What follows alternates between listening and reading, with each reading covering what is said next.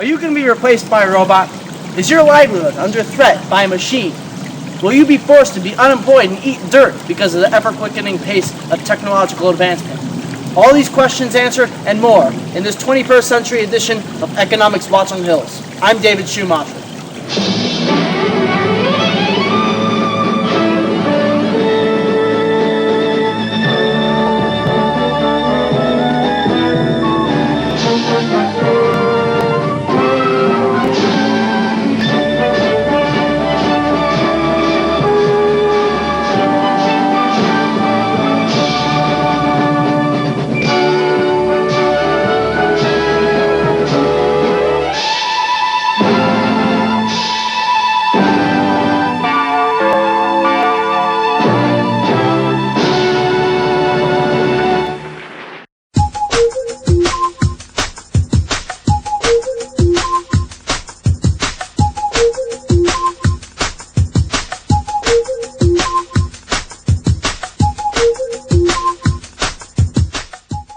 Anxieties about technology replacing human labor are deep-rooted.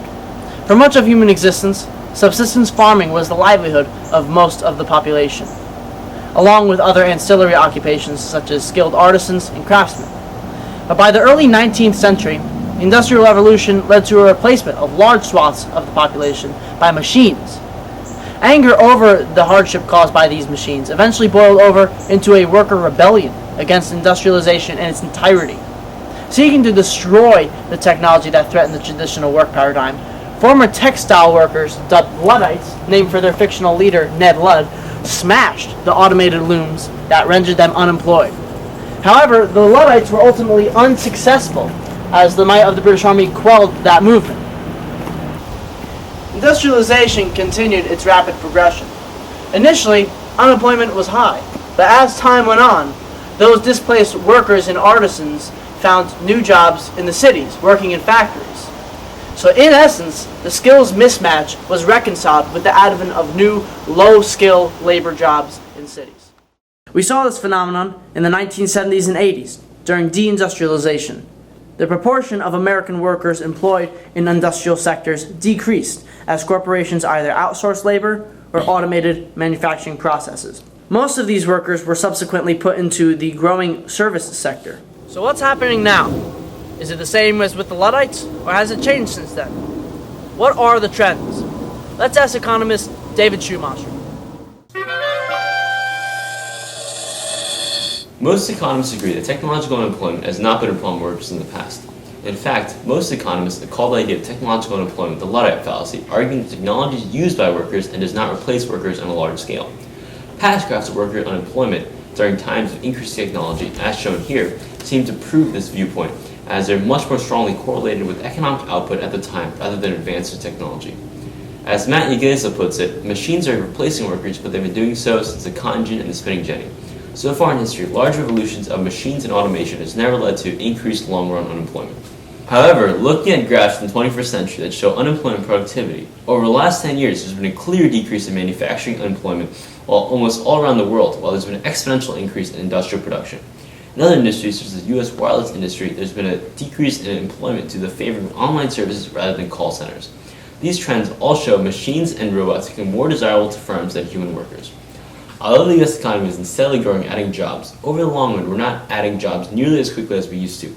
With faster automation and slower GDP growth, it's not inconceivable that automation could replace employees at a large scale in the future. To talk about the future of technological employment, here we have David Schumacher.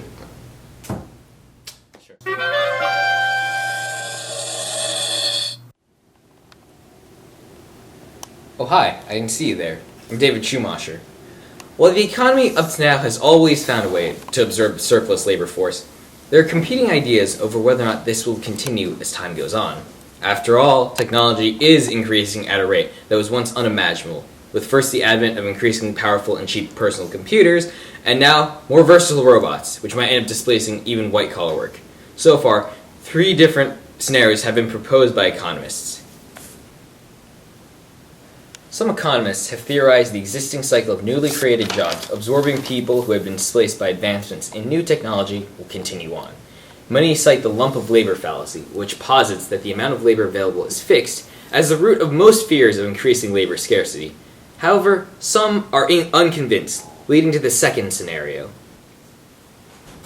An increasingly large and vocal sect of economists, policymakers, and industry leaders are predicting that this trend will not hold in this brand new economic reality. Figures ranging from MIT professor Andrew McAfee, Microsoft CEO Bill Gates, New York Times economist Paul Krugman, etc., have all warned that the increasing pace of technological advancement will destroy jobs at a faster rate than can be replaced, creating mass economic inequality, with a small overclass reaping the benefits of automation and a large jobless underclass suffering from it. This could become a recipe for massive social upheaval, as we've seen in Europe both during the Great Depression and during the current Eurozone recession. There, massive unemployment, especially amongst the youth, led to increasing dissatisfaction with existing political and economic structures, and in the wake of the Great Depression, political radicalization that led to World War II.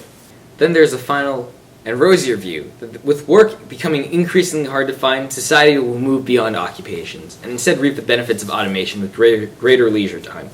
John Maynard Keynes, after all, predicted that societies will be wealthy enough that leisure time, rather than work, will characterize national lifestyles, and that the work week would shrink to a mere 15 hours. Central to this idea is the concept of basic income, a guaranteed stream of income provided by the government to all citizens that will be enough to cover the cost of living. Basic income in some form or another has been proposed by both sides of the political spectrum, from the radical left in the form of communism and Marxism to right-wingers such as President Richard Nixon, economist Friedrich Hayek, and Professor Milton Friedman. Proponents argue that this will allow for greater economic equality and ensure that the benefits of automation will include those displaced by it. This has been another wonderful episode of Economics Watching Hills. We're David Schumacher.